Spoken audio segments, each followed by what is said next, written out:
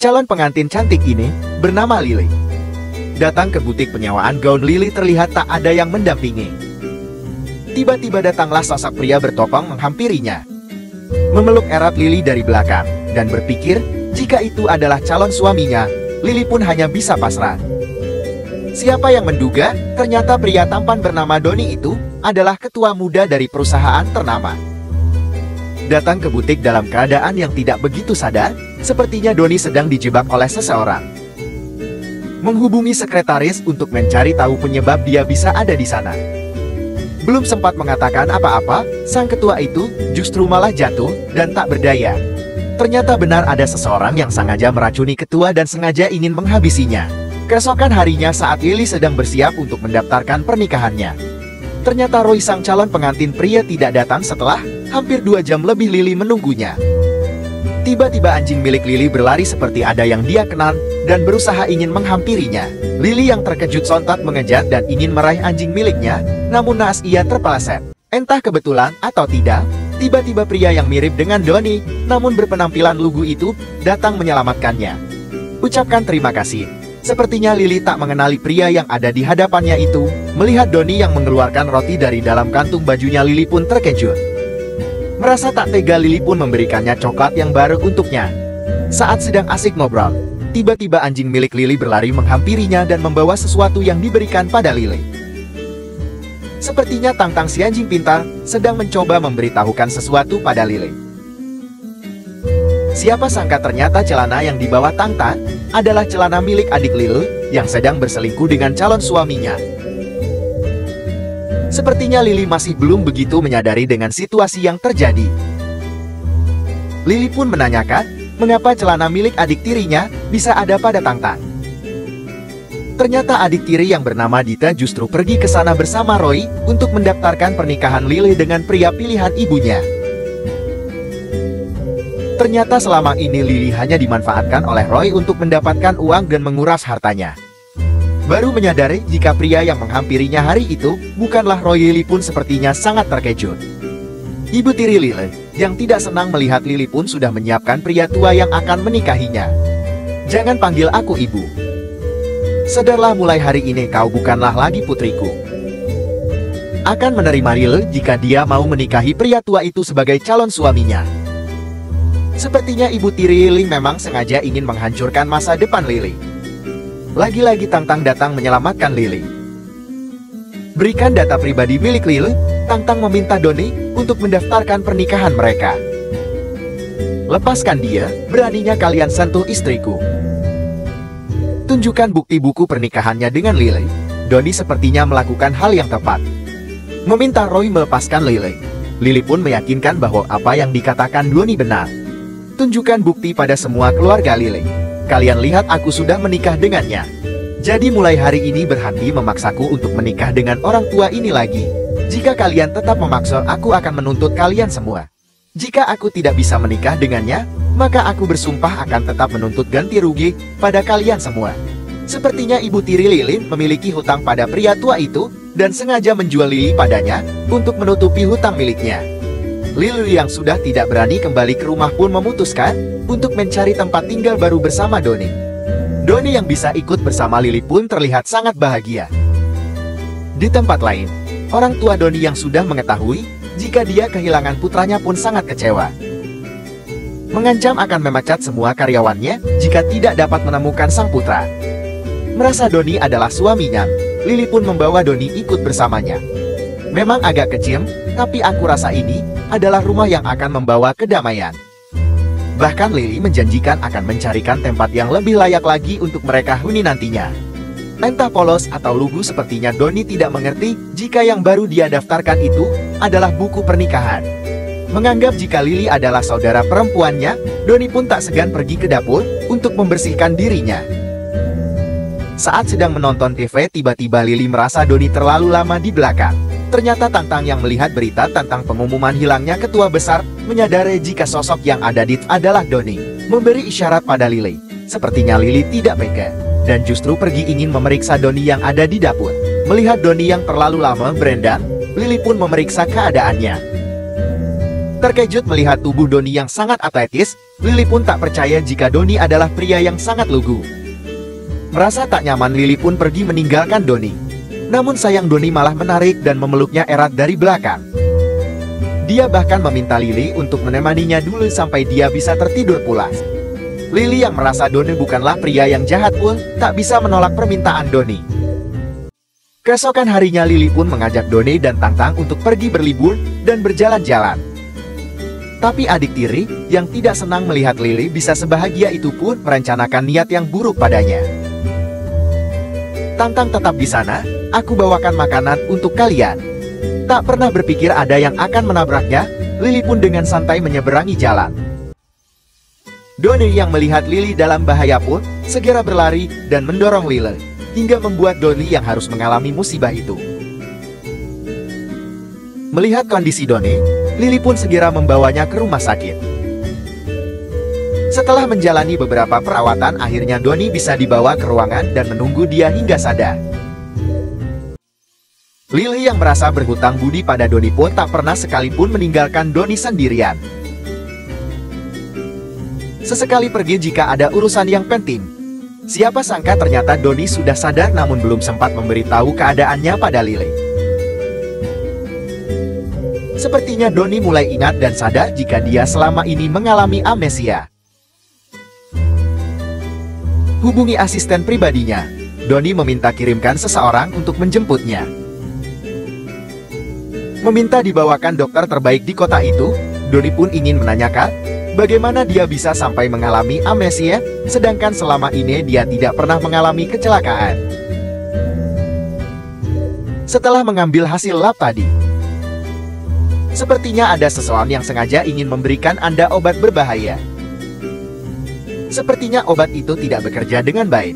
Akibat Anda sempat berhubungan, yang menyebabkan hormon Anda meningkat dan mengalahkan obat berbahaya itu dari tubuh Anda. Pergi dan dapatkan informasi wanita yang ada di tempat terakhir kali aku pergi. Baik ketua, akan aku temukan secepatnya. Nona Lily, selamat, Anda sudah hamil 1 bulan. Melihat hasilnya, sepertinya Anda mengandung bayi kembar. Bak disambar petir, Lily pun terkejut mendengar berita itu, merasa tidak tahu siapa ayah dari bayinya. Lily pun kebingungan. Syukurlah akhirnya kau sudah bangun. Belakangan ini aku sangat mencemaskan keadaanmu. Benar, aku sudah sadar, dan kau tidak bisa lagi memanfaatkan kebodohanku lagi. Jadi berhenti menggangguku.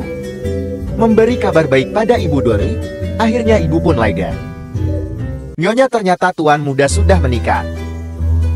Bukannya marah, justru Ibu Doni sangat bahagia mendengar kabar itu. Dan tidak sabar ingin bertemu dengan menantunya. Sepertinya Lily mulai merasakan efek dari mengandung. Di saat yang bersamaan Lily yang sedang bingung dengan kondisinya, Doni malah datang dan meminta Lily menandatangani surat cerai. Aku akan membayar berapapun kerugian kamu. Kau tak perlu cemaskan itu. Tidak perlu, aku tidak butuh uangmu. Justru, akulah yang banyak berhutang budi padamu, Tuan Doni. Aku senang bisa mengenalmu. Kembali dengan rutinitas seperti biasa, Doni sepertinya tetap ingin mencari tahu keberadaan wanita yang dia gauli saat hari itu. Ternyata Lily yang putus asa datang kembali menemui dokternya, meminta untuk menggugurkan kandungannya. Namun dokter menolak jika tidak ada persetujuan dari suami atau keluarga Lily. Apapun alasannya tidak diperbolehkan selagi itu tidak menyangkut masalah kesehatan ibunya. Ternyata secara bersamaan diam-diam Doni dan Lily pergi ke butik untuk mencari informasi hari itu. Namun sayang, Lily dan Doni tidak mendapatkan info apapun, akibat data CCTV sudah ada yang mencurinya. Apakah ada orang lain yang mencari pengawasan ini? Seorang pria baru saja datang. Dia juga datang untuk mencari pengawasan dari 3 bulan lalu. Data kami yang tersisa sudah dibawa oleh pria itu. Lega mendengarnya, Lily pun berusaha mengejar pria itu. Di saat yang bersamaan Doni menghubungi Lily dan meminta Lily pulang. Sore ini aku akan ke rumahmu. Apa? Jadi surat rumah ini juga dibawa oleh Lily. Bagaimana caranya kita bisa dapatkan surat rumah itu? Jika aku tidak dapatkan uangnya dalam waktu dekat, bagaimana perusahaanku? Aku harus menginvestasikan uang itu secepatnya. Jangan khawatir, aku tahu cara yang bisa membuatnya tidak bisa berkutik. Aku akan dapatkan surat itu secepatnya. Percayalah, cara ini tidak akan bisa membuatnya berkutik dan akan menyerahkan surat itu pada kita. Ternyata mereka menggunakan tang-tang untuk menjebak Lily. Di tempat lain, Donnie yang sudah temukan hasil salinan CCTV dari butik hanya mendapat info tentang Lily dari bagian atas.